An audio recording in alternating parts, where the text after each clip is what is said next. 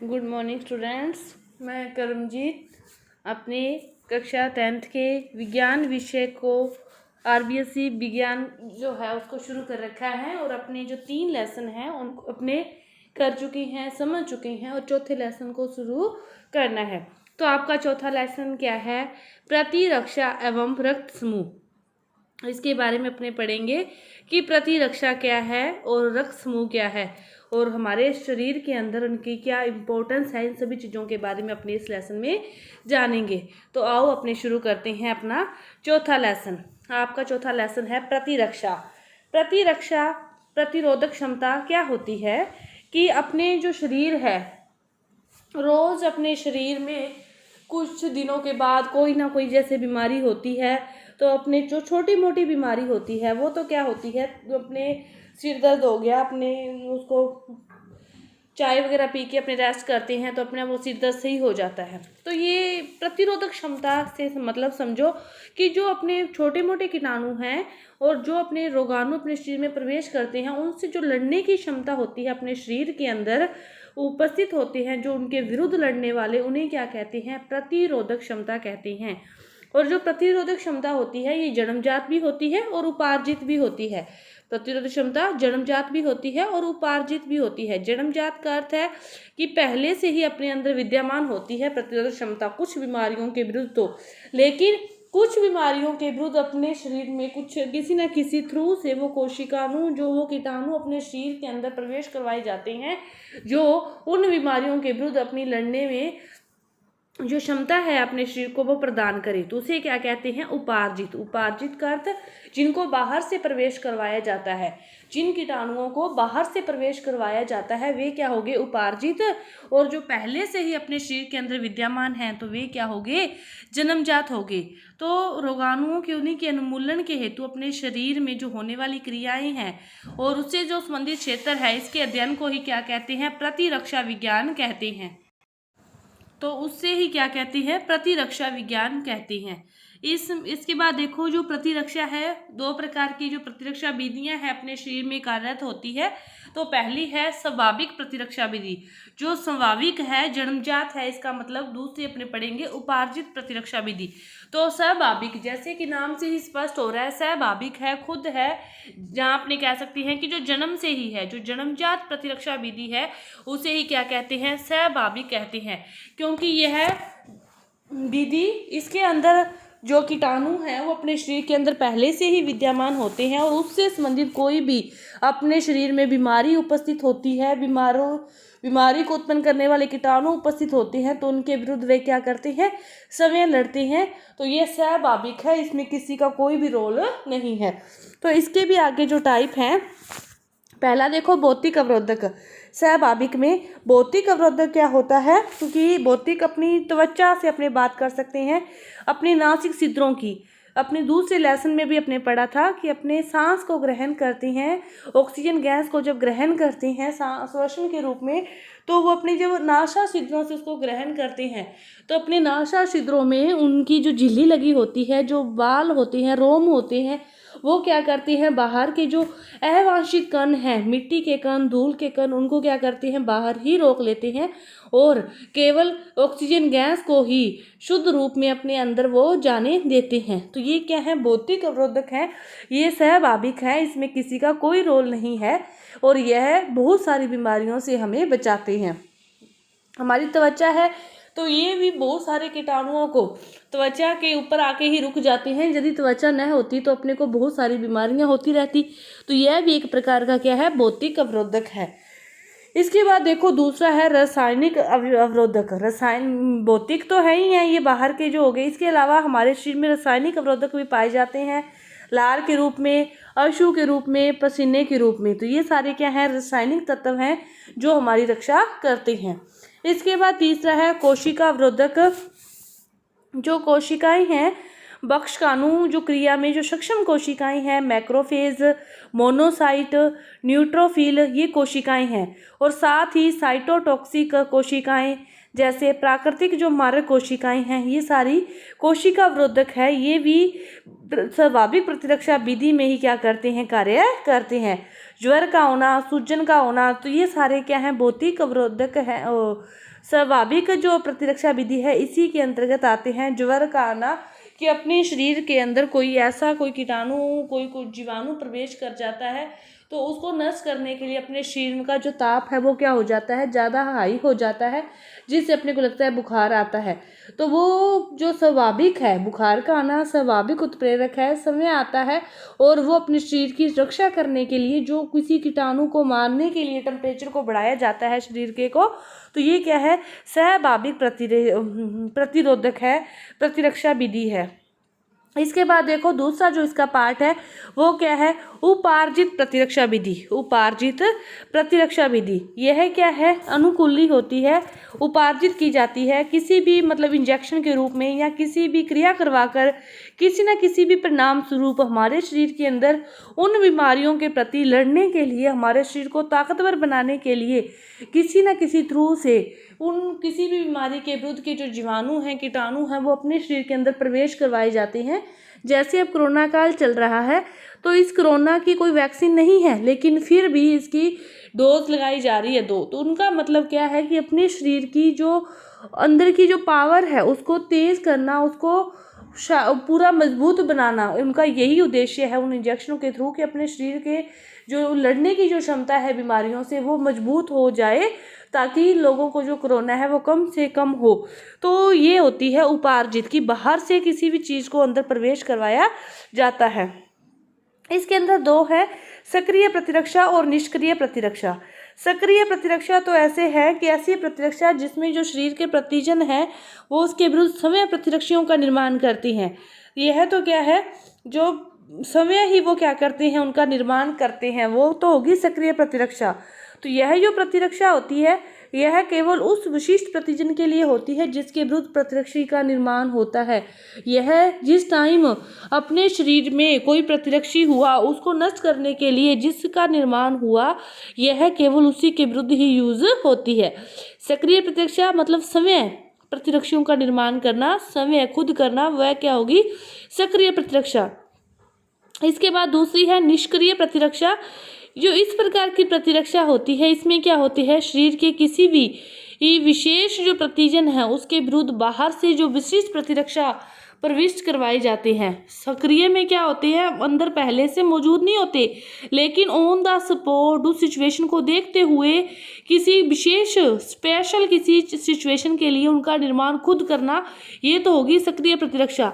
निष्क्रिय प्रतिरक्षा मतलब अंदर शरीर के उनका निर्माण नहीं होता, उनको क्या किया जाता है, बाहर से प्रविष्ट करवाए जाते हैं। निष्क्रिय कि अंदर है जो हमारा अंदर शरीर के अंदर उसके विरुद्ध कोई भी कार्य नहीं हो रहा, बिल्कुल निष्क्रिय है अंदर का जो उसके उस बीमारी के विरुद्ध, तो बाहर से उनको शरीर के अंदर किसी भी प्रकार से प्रविष्ट करवाया जाता है, तो ये क्या होगी, निष्क्रिय प्रतिरक्षा होगी। और इस प्रतिरक्षा में शरीर के द्वारा प्रतिरक्षी निर्माण नहीं किया जाता। उदाहरण के लिए डिप्थीरिया, टिटनेस के टीके होते हैं, तो ये इसका उदाहरण है कि जो शरीर है उसके द्वारा किसी भी प्रकार के प्रतिरक्षी का निर्माण नहीं किया जाता, इनको बाहर से प्रविष्ट करवाए जाते हैं। तो ये थे आपका जो इसका प्रतिरक्षा के बारे में जो चीज़ें थी कि जन्मजात है, स्वाभाविक है। इसके बाद अपने पढ़ते हैं प्रतिजन एवं प्रतिरक्षी।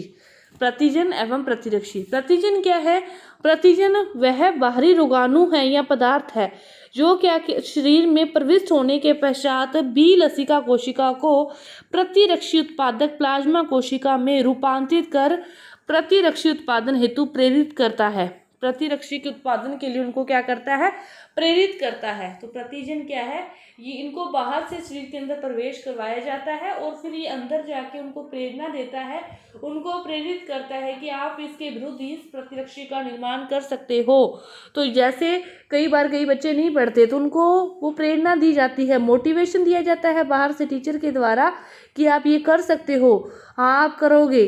तो फिर कई बार बच्चों के ऊपर ये असर हो जाता है और वह पढ़ने लग जाते हैं। तो उसी प्रकार प्रतिजन भी क्या है, वह बाहरी रोगाणु है और पदार्थ है या जो शरीर में प्रविष्ट करवाए जाते हैं। तो इसका जो प्रतिरक्षी है, इसका जो उत्पादन है वो प्लाज्मा कोशिका में रूपांतरित कर प्रतिरक्षी उत्पादन हेतु इनको प्रेरित करता है, ताकि वो किसी भी प्रतिरक्षी विशिष्ट रूप से उसी से ही प्रतिरक्षी से जो क्रिया है ये करते हैं।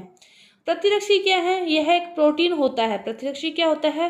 प्रोटीन। प्रतिजन देखो, बाहरी रोगाणु है जो पदार्थ है शरीर में प्रविष्ट करवाया जाता है, और प्रतिरक्षी क्या है? प्रोटीन है जो अपने शरीर में ही उपस्थित होता है। बी लसिका कोशिकाओं के द्वारा किसी भी प्रतिजन से अनुक्रिया के कारण ही यह निर्मित होता है।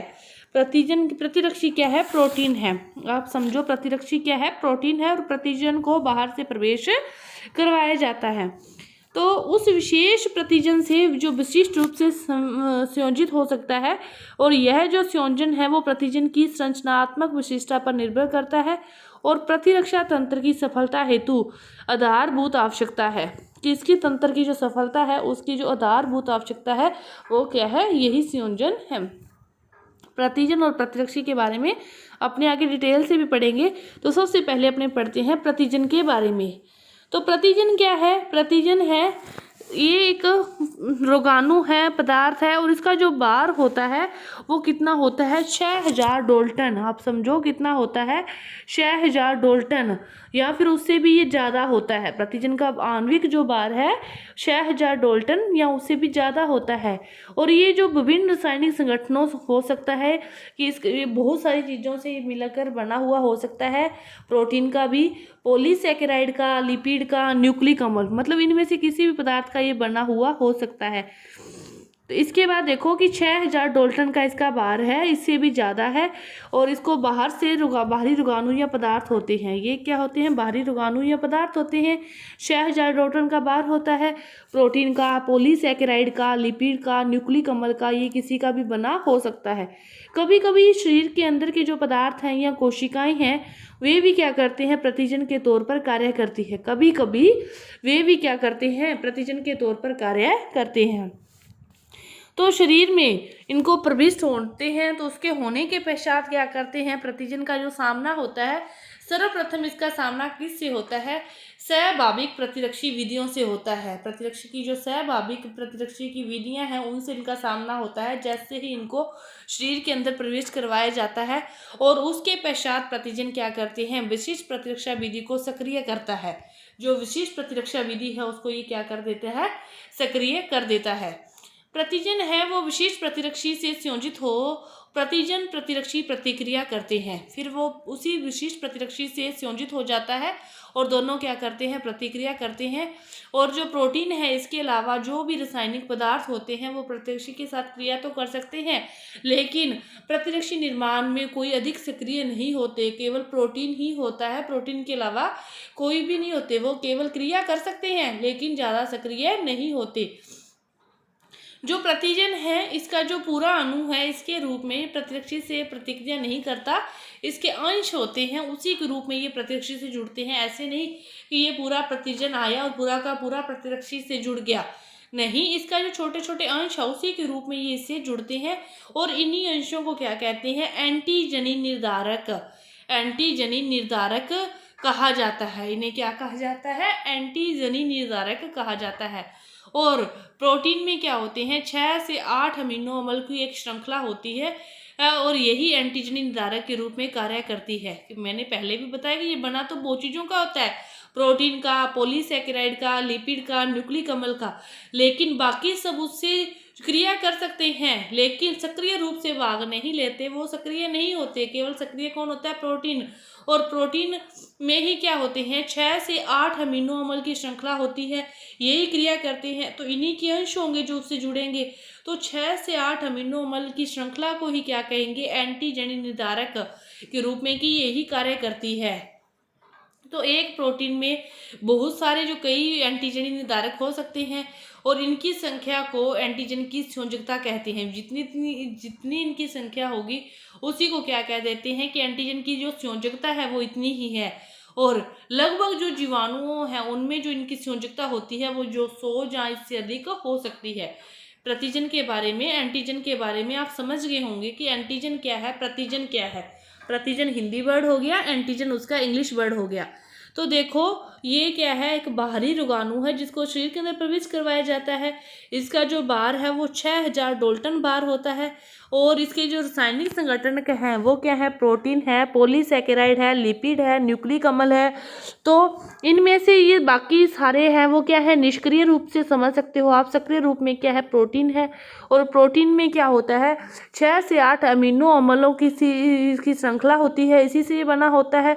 और ये पूरा का पूरी एक जो श्रृंखला है वो इससे नहीं जुड़ती, अंश के रूप में वो क्या करते हैं, प्रतिरक्षी से जुड़ते हैं, उससे क्रिया करते हैं। तो उन्हें क्या कहते हैं, एंटीजनी निर्धारक कहते हैं।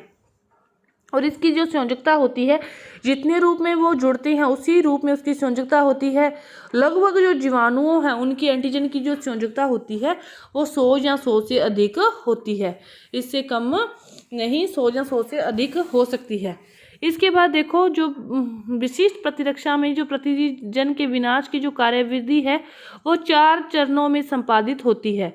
तो पहला चरण क्या है कि अंतर्निहित प्रतिजन या बाह्य प्रतिजन में विभेद करते हैं, कि अंतर का जो प्रतिजन है और बाहर का प्रतिजन है उनमें क्या करें हैं, अंतर करें, वही क्या है। दूसरा, बाहर का जो प्रतिजन है उसके ऊपर व्यापक एंटीजनी निर्धारकों की संरचना के अनुसार बी लसिका कोशिका के द्वारा प्लाज्मा कोशिका का निर्माण करना। और तीसरा क्या करता है, प्लाज्मा कोशिका के द्वारा विशिष्ट प्रतिरक्षियों का निर्माण करता है। और फिर लास्ट का जो चरण है वो क्या है, प्रतिजन प्रतिरक्षी प्रतिक्रिया तथा कोशिका मध्यस्थ प्रतिरक्षा द्वारा प्रतिजन का विनाश। ये इसके 4 चरण हैं। तो आपका जो अगला टॉपिक है प्रतिरक्षी, इसको अपने अगली भाग में करेंगे। धन्यवाद।